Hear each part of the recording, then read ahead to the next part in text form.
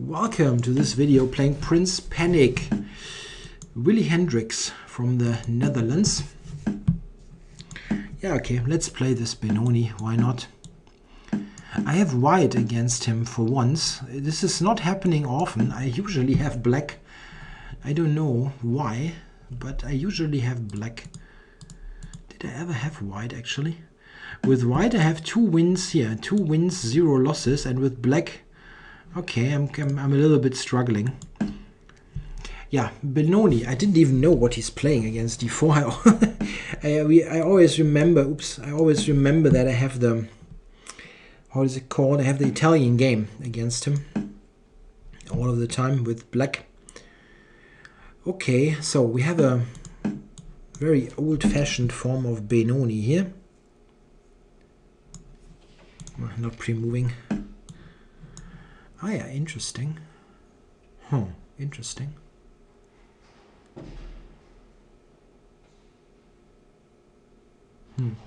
Does he want to take there? On c3. It's an interesting idea.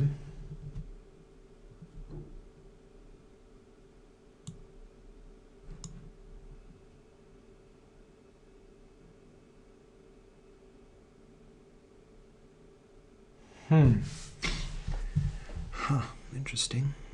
I don't want that really. It looks that looks interesting for him. But he has some. No, then bishop, then knight e5. No, okay. Okay.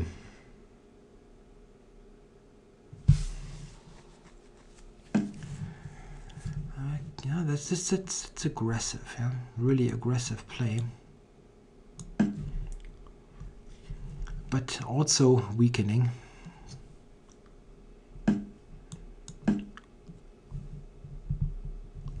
Especially e6 is very weak. So if I go f4 here,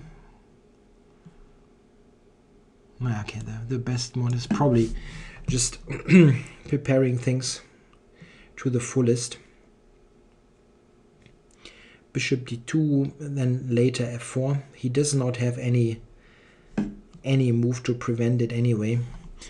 Knight h5, yeah, maybe. Okay, I have to prevent him from going f4 himself, so I have to go f4. And then bishop d2, and trying to use this weakened square.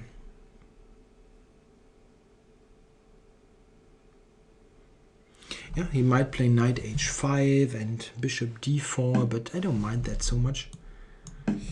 I should have everything nicely covered.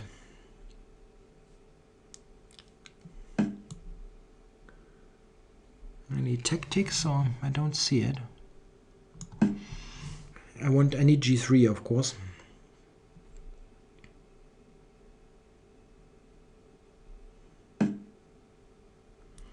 Yeah, g3, and he has to drop back.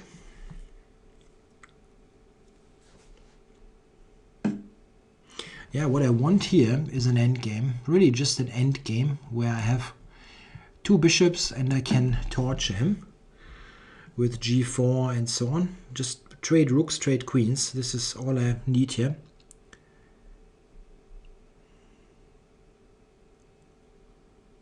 Nothing fancy. Queen b6? No. Not trying for any substantial counterplay. Improve this a little bit, and I'm going to trade rooks now. Yep, no worries there. b5 wasn't threatening, but a4 is okay. Bishop c2, a4 also was an idea earlier, but yeah, I just want to trade everything here. The endgame is really nice. Check. Yeah, this endgame type is known from the Avebuck King's Indian, and it is a total torture for black. I only have to not blunder stuff or do something really stupid, and this is going to be very awkward for him.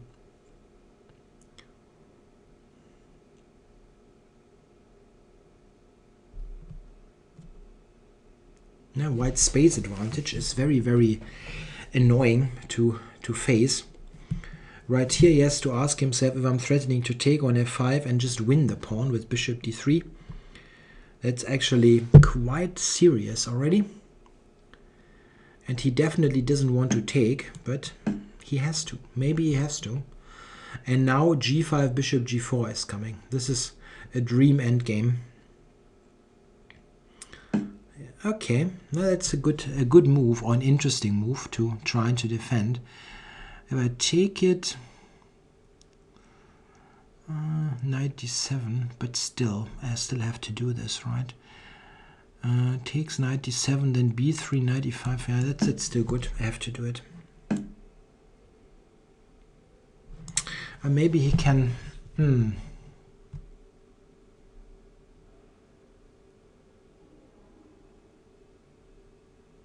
I want to play knight e4 in this position, but he can take b2, so b3. Okay, he can take c3 and take g5, but he doesn't do that. Okay, so I'm going to keep the knight. Maybe bishop d3. Bishop d3, of course. Okay, yeah, I'm spoiling. Not that I'm spoiling much, but bishop d3 was stronger.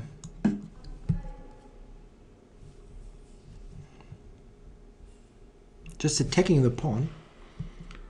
I'm still able to do that now, maybe. Yeah, I am.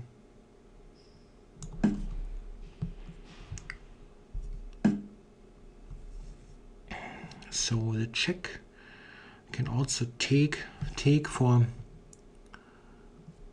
g6, bishop h7 and then g6.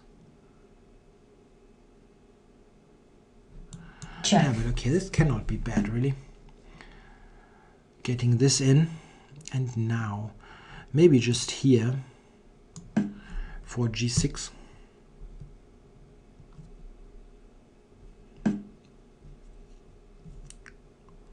Yep, back.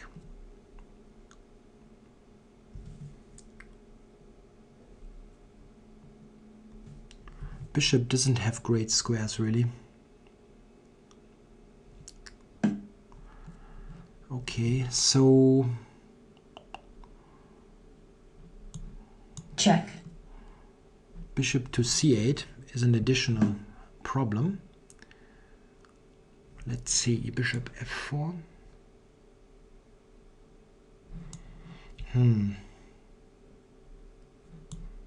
Yeah.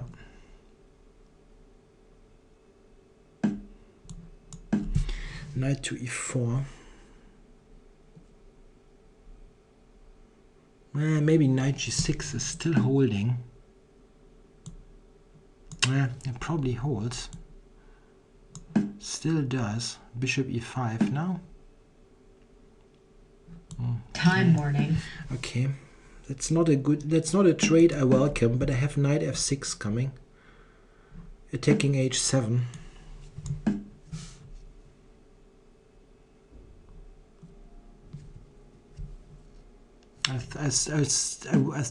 Sorry, I'm winning the pawn. Twisting my tongue here. Black resigns. Yeah, it was nice. I think this was it looked like a good game. He traded down to this somewhat problematic endgame, which is a very well-known position type that happens out of the King's Indian Averbach all the time. It's difficult to play this type of position because you don't have a clear idea what to do with black. The problem is, if we just look at the endgame, I'd really have a hard time to determine what he should do. But it's clear that this is a very, very nice endgame. If you want to see more of it, I had a tournament game with this endgame against Grandmaster Paunovic last year, 2014, in my Mallorca Open. Which I failed to win, unfortunately. It was a very nice position, but he defended successfully. Here we see 1 point of this endgame. White wins enormous amount of space. And if black is not taking, I mean, it's not so clear what he should play, but let's say he plays a king or something. The problem is I'm attacking here, yeah, like here. And this pawn is probably not going to hold for long, the f5 pawn, or knight e2 to g3.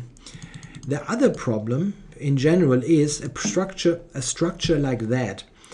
If you go knight e4, maybe in this particular case I win e4, but let's say this structure. If you think of this structure, I have a very clear plan here with white. I can show you. Black is not able to do anything. I'm going to push everything up all the way, and now my plan is to do this at the end, and those pawns will win. I know this sounds very elaborate and very long, but this is going to work. It's just like that. The pawns advance first, and then you sacrifice on f5, and ultimately you win. I had this in a tournament game against the FIDE master once. It was quite funny because I could play all those moves instantly almost. The plan is well known, like h5, h6, and then you sacrifice on f5. And black is just sitting there, he cannot do anything. It was a very uncomfortable endgame. I'm not sure where he should improve, to be honest. He drifted into this position. I think this didn't help very much. I don't mind this formation. It takes important squares away. Yeah, it was nice. Very nice. Okay, I hope you enjoyed this. Thanks for watching.